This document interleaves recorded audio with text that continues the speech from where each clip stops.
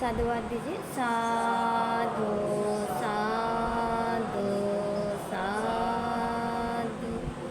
नमो तस् भगवतो अरहतो सम्मा संबुद्धस्स।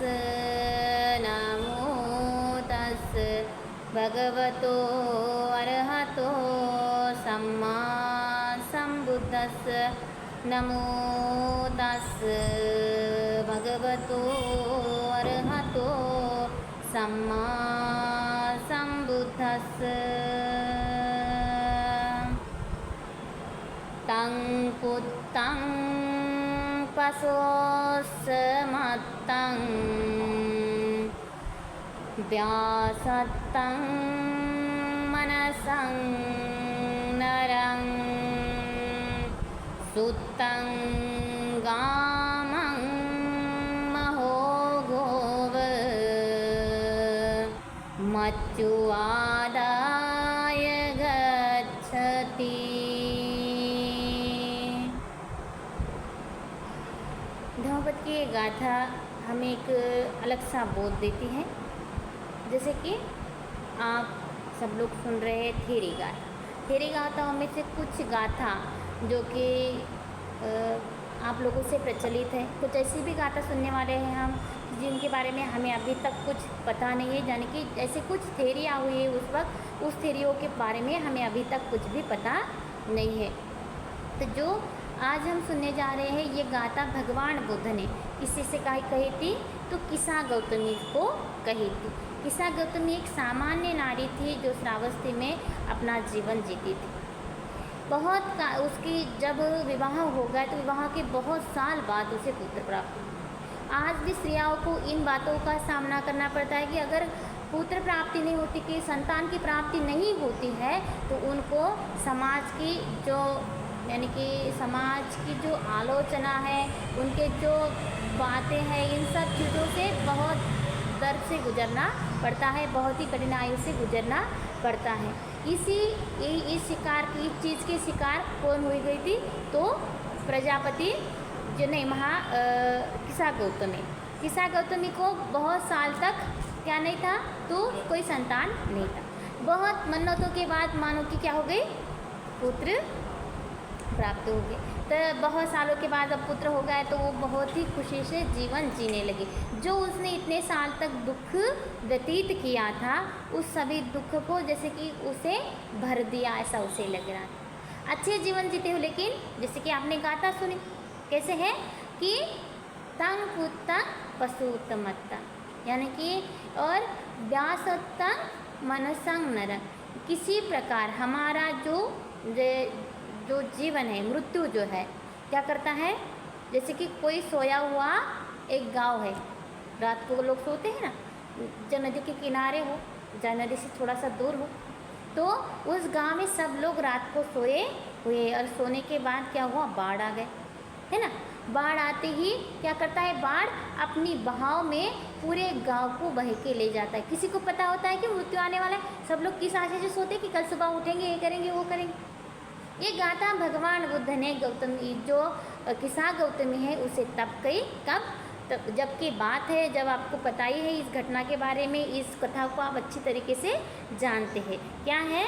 तो जब इसे किसा गौतमी को पुत्र प्राप्त हो गया, किसा यानी को क्रूर शरीर वाली होती है, बहुत ही क्या होती है, उसका शरीर क्रूर होता है, इसलिए उसे किसा भी कहते हैं, शरीर से बहुत ही दुर्बल होती है। तो ये जो है इसका पुत्र जो कैसे भी संतान प्राप्त हो गई, अभी मर गए। मरने के बाद इसके शोक में पूरे गांव में घूम रही है। तो भगवान के पास जाती है। कथा को पूरी तरीके से आप जानते हैं, इसलिए मैं शॉर्टकट बता रही हूँ। तो गांव में घूमती है। गांव में घूमने के बाद यहाँ वहाँ मेरे बच्चों को कोई जिंदा कर दे। हर किसी को पता होता है कि मरा हुआ इंसान जिंदा नहीं हो सकता, चाहे कुछ भी हो जाए, मर गया। अब इसे एक आशा है, माता की ममता है कि मेरा बच्चा कोई तो जीवित करके दे दे, कोई तो इसे इसके शरीर में जान डाल दे। तो बहुत जानकार लोग होते हैं कुछ कि भाई तू क्या कर, हमारे पास तो इसका कोई इलाज नहीं, तू जा। भगवान बुद्ध है जो पुरुषों में सत्पुरुष है, महाकारुणिक है, वो तथागत तुझे कोई तो इस पर उपाय देंगे। भगवान के पास जाते तो भगवान भी कहते हैं कि देख किसा गौतमी, तो क्या कर, तो इस बच्चे को मैं जीवित कर सकता हूँ, लेकिन ऐसे घर से मुझे मोहरा ला दे, सरसों के दाने ला दे कि जिस घर में कोई मरा नहीं हो।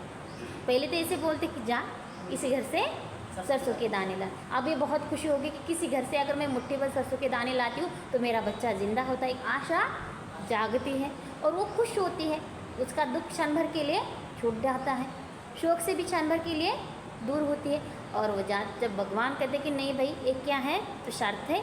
शर्त क्या है कि ऐसे घर से सरसों के दाने लाने हैं कि जिस घर से कोई भी व्यक्ति मरा नहीं। अब जाती है, जाने के बाद हर घर नगर के हर द्वार पर जाते, पहले पूछते कि मुझे एक सरसों के दाने दे सकते हैं, मेरा बच्चा जिंदा होगा आपके घर से। कोई बोलता भाई हमारे घर से सरसों के दाने से अगर तेरा बच्चा जिंदा होने वाला, तो ये मुट्ठी क्यों भाई, एक कटोरी लेके जा, एक थैला लेके जा, एक बोरा लेके जा, कि क्या है, किसी की जान बचती है। हर कोई मैत्रीवान होता है, बुद्ध का काल है, मैत्री करुणा हर किसी में होती है। अभी भी अगर हमें किसी को बोलते भाई मुझे बहुत दिक्कत है, मेरे घर में ऐसी रोग पीड़ा से व्यतीत लगती है, तो क्या मुझे ये चीज़ मिल सकती है, तो आसानी से दे देता है इंसान, क्योंकि किसी की जान बचना बहुत महत्वपूर्ण होता है। तो बचाने के लिए कोई भी प्रयास करेगा। ऐसे हर कोई उसे बोलता कि देते नहीं भाई, क्या है शर्त कही है भगवान ने, क्या शर्त है कि किसी के घर का कोई भी मरना नहीं।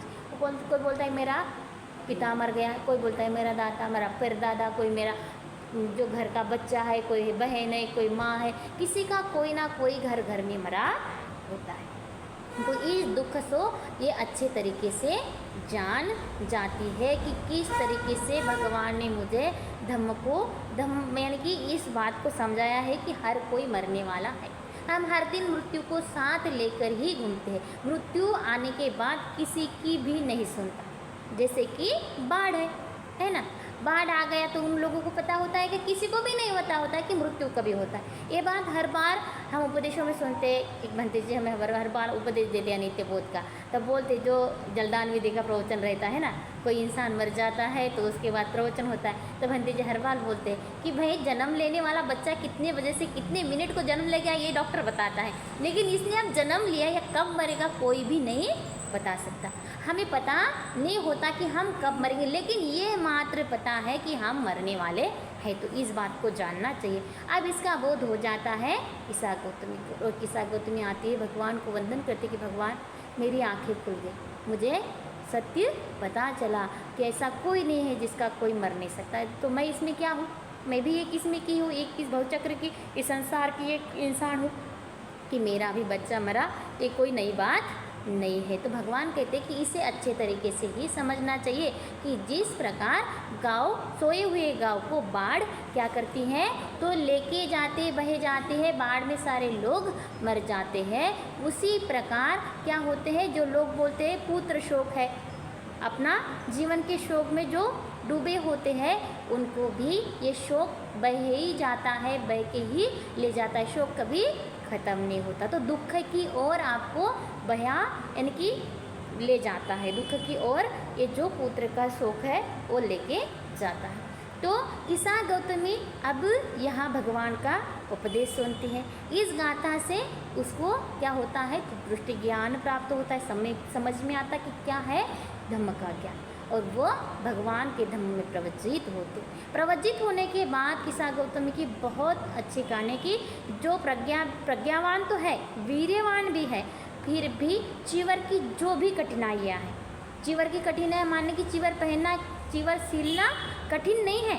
तो इस चीवर के अंदर जो नियम आते हैं, यानी कि जो कुछ भी भगवान के शिक्षा पद है, इन शिक्षा पदों से कठिन शिक्षा पदों को धारण करने वाली, यानी कि धूतांग को धारण करने वाली एक कौन है, तो किसा गौतमी है। किसा गौतमी धूतांगों को भी धारण करने वाली एक कही जाती है। तो किसा गौतमी अपने अरहत पद को प्राप्त करने के बाद क्या कहती है, भगवान के उन वचनों को गाती है मन की उदान कहती है, उदान के स्वरूप को कहती है कि भगवान ने किस तरह कल्याण मित्र का होना कहा है, सत्पुरुष का जीवन में साथ होना महत्वपूर्ण, कि सत्पुरुष के संगति में, कल्याण मित्र की संगति में अगर कोई आता है तो उसके जीवन का मंगल कल्याण, चाहे कोई मूर्ख भी है जो धम्म को नहीं जानता, कोई अज्ञानी भी है, अगर वो सत्पुरुष के संपर्क में आता है तो उसका भी कल्याण हो जाता है, वो भी बुद्धिमान बन जाता है, क्योंकि परिवर्तनशील है। सत्पुरुष की संगति लाभदायी है। तो किस्सा गौतमी कहती है कि सत्पुरुष की सेवा करो, इससे क्या मिलेगा आपको? ज्ञान बढ़ेगा। सत्पुरुष की सेवा करने से मनुष्य को सब दुखों से मुक्ति मिलती है। भजत अब्बा सपुरी सा पन्या तथा वड्डती भजनतान, भजमानो सपुरी से सब ही पे दुख के ही पमुच्चया। क्या है? तो सत्पुरुष की सेवा करो, सत्पुरुष की सेवा करें, इससे मनुष्य का क्या मिलता है? ज्ञान बढ़ता है। जिसकी आप श्रद्धा बुद्धि संपन्न सब उपासक है, खुशी आ रही है अंदर से, क्या या जी हम भी इसमें से एक कुछ है कि हम भी संघ की सेवा कर दी, ये पुण्य तो हमें भी प्राप्त हो रहा है इस वर्षा काल में कि हम संघ की सेवा कर रहे हैं। सत्पुरुष की सेवा करने से मनुष्य को सभी दुख से मुक्ति मिलती है। तो कौन से दुख है? दुख क्या है? तो उसे बोध हो जाता है। आगे किस्सा गौतमी थेरनी कहती है कि दुखंच विजनेयं दुखस समुदयं निरोधं अट्ठांगिकंच मग्ग चत्तारीपि अरिय सच्चानि। यानी कि उसी प्रकार मनुष्य को 4 आर्य सत्य का ज्ञान होता है। रोज सुनते सुनते कुछ ना कुछ तो पल्ले पड़ता है ना। तो इसी प्रकार सत्पुरुष के सानिध्य में रहने के बाद क्या होता है? 4 आर्य सत्य का ज्ञान होता है। क्या है आर्य सत्य? दुख है, दुख का कारण है, दुख का निवारण है, और दुख निवारण का क्या है? मार्ग है, आर्य अष्टांगिक मार्ग है, इसका भी ज्ञान होता है। दुखो इति भावो अखा तो पुरिस दम्म सारथिना सपत्ति कंपी ही दुखं अपे कच्चा सकिंग विजातायो। यानी कि जो ऐसा कहते हैं कि स्त्री होना दुख है, वैसे बहुत लोग कोसते हैं ना, बहुत सारी स्त्रियाँ भी ऐसे कहते हैं कि क्या मुझे स्त्री का जन्म मिल गया है, मैं कुछ नहीं कर सकती। और ऐसे कुछ धर्मपंथ में कहते हैं कि भाई स्त्री कुछ नहीं, खाली घर और बच्चे पैदा करने की मशीन कहते हैं ना। तो इसके अंदर ही उसका जीवन नहीं है। स्त्री होना दुख नहीं है। स्त्री का जीवन एक स्वतंत्र अस्तित्व है, वो खुद का अस्तित्व खुद निर्माण करती है। स्त्री को जग की जननी कहा जाता है। स्त्री खुद में सर्वश्रेष्ठ है। कब? जब वो संयमी होकर शील का पालन करती है। तो जो ऐसा कहते कि स्त्री होना दुख है, ऐसे मनुष्य के चित्त को संयमी बनाने वाले उन शांति स्वरूप क्या है? तो भगवान बुद्ध ने कहा कि सब पत्नियों के साथ घर में रहना दुख है। क्या है? संसार दुख में है। इस संसार में इच्छाएं होती तो इच्छा पूरी नहीं होगी तो दुख होगा ही। आप परिवार में रहेंगे तो आपको ये भौतिक चीज़ों का सामना करना ही पड़ेगा। तो सब पत्नी के साथ रहना दुख है। जो यानी कि जो स्त्री है बच्चों को जन्म देती है तो ये क्या है? उसके लिए भयंकर पीड़ा है। लेकिन इससे भी आगे जो बच्चों को जन्म देने के बाद भी अगर सद्धर्म में आती है, सद्धर्म को धारण करती है, इसका पालन करती है, तो सभी दुखों से मुक्त होकर वो किस्सा गौतमी के जैसे अर्हत होती है। जैसे कि किस्सा गौतमी अपना स्वयं का उदाहरण कहती है कि मैं बच्चा के लिए कितना तरसी, मुझे संतान होनी चाहिए, है ना। कोई तो बच्चा होना चाहिए मेरा। बच्चा नहीं होने के साथ मेरी समाज ने कितनी सारी अवहेलना की, मुझे कितनी सारी कठिनाइयों से गुजरना पड़ा। फिर भी जब मैंने इस दुखों को स्वीकार करके इसे छोड़ दिया कि ये दुख कभी ख़त्म नहीं होने वाला, अगर इसमें डूबे रहेंगे तो डूबे ही रहेंगे। और मैंने धम्म को जाना, धम्म को भली भांति समझा, और भली भांति समझकर मैंने इस दुख का उपाय प्राप्त किया, और इसके मार्ग पर चलते हुए मैं सभी आश्रयों से मुक्त हो गई, दुख मुक्त हो गई। तो कोई स्त्री खुद को क्या ना समझे, तो बहुत ही खुद को कमज़ोर ना समझे, किसी दुख पीड़ा को, यानी कि स्त्री का होना ही दुखमय है, ऐसे हम सब लोग बोलते कि भाई नहीं, स्त्री का जीवन नहीं मिलना चाहिए। अगर दूसरा कोई जीवन मिलता तो बहुत अच्छा होता। तो कोई गलके अपि कंतति सुखु मालिनो विसानि खांदति जनमार कमज्जागता उपोभिरी व्यसनाति अनुभवंती। यानी कि कोई बच्चे को जननी वाली माताएं क्या है, तो बच्चे को जन्म देते ही मर जाती है ना। जन्म देते देते ही मर जाती, तो कितनी सारी पीड़ा है। फिर भी उस पीड़ा में वो रहना चाहती है। कभी कभी जन्म देने के बाद मर जाती है, उस बच्चों का संगोपन करते करते मर जाती है।